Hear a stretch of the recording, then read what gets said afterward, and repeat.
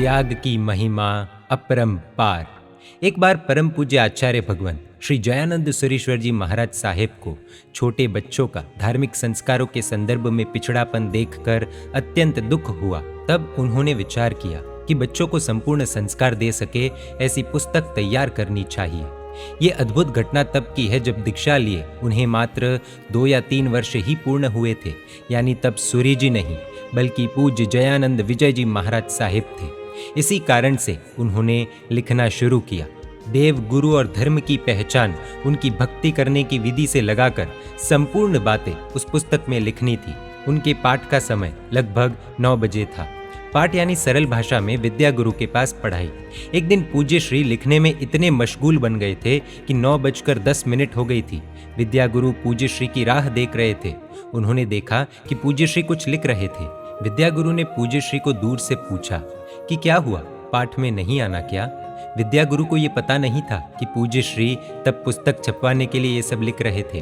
पूज्य श्री विषय का एक अंतिम वाक्य पूर्ण करके तुरंत विद्या गुरु के पास पहुंचे।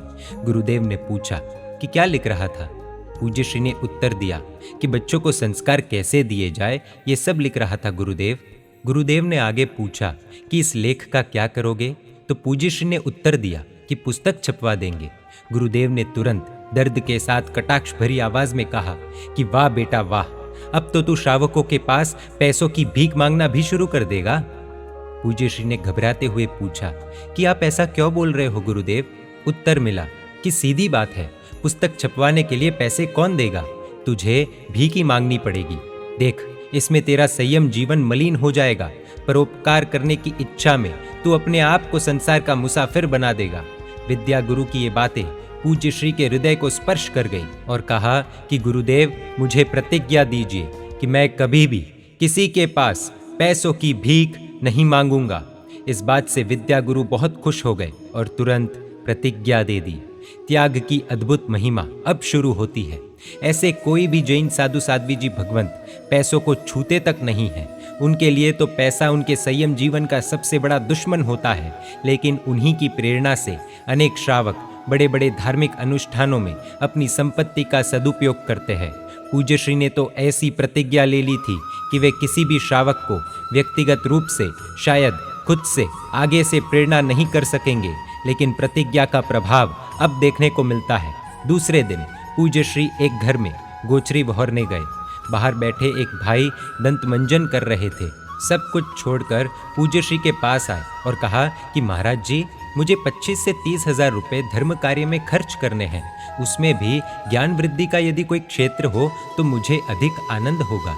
आपका कोई भी ऐसा काम हो तो कृपया करके मुझे लाभ देने की कृपा करना। जो पुस्तक पूज्य श्री बच्चों के संस्कारों के लिए लिख रहे थे वह उसी श्रावक को छपवाने को कहा और वह पुस्तक बहुत सुंदर रूप से छपकर आई और अद्भुत प्रभावना हुई। उस दिन पूज्य श्री की त्याग धर्म के प्रति श्रद्धा और ज्यादा हो गई और उस दिन के पश्चात आज तक, अभी तक, उस समय तो विजय जी थे, आज सूरी जी है, किंतु एक बार भी गृहस्थों के पास आगे से पैसों को लेकर कोई प्रेरणा नहीं की। बावजूद इसके जिन शासन को जन जन तक पहुंचाने के लिए हर वर्ष 10 से 12 लाख मूल्य की पुस्तकें सरलता से छप रही है। देव, गुरु और धर्म की कृपा से ऐसे अद्भुत आचार्य भगवंत श्रीमद विजय जयानंद सुरेश्वर जी महाराज साहिब की निश्रा में श्री दासपा नगर से श्री शंखेश्वर महातीर्थ तक छरी पालित संघ ले जाने की भावना हुई है। और इसी निमित्त में पूज्य आचार्य श्री से चैत्र सुदी एकम यानी तारीख 13 अप्रैल 2021 को दासपा राजस्थान की धरती पर छरीपालित संघ का पूज्य श्री द्वारा मंगल मुहूर्त प्रदान किया जाएगा। इस अद्भुत अवसर पर शाह गजराज छगनराज जी हरण परिवार दासपा आप श्री संघ से विनंती करते हैं कि ऐसे उत्कृष्ट प्रसंग पर पधार कर जिन शासन की शोभा बढ़ावे। परमात्मा के आज्ञा विरुद्ध कुछ भी कहा हो तो मिच्छामि दुक्कडम। जय जिन शासन, जय महावीर।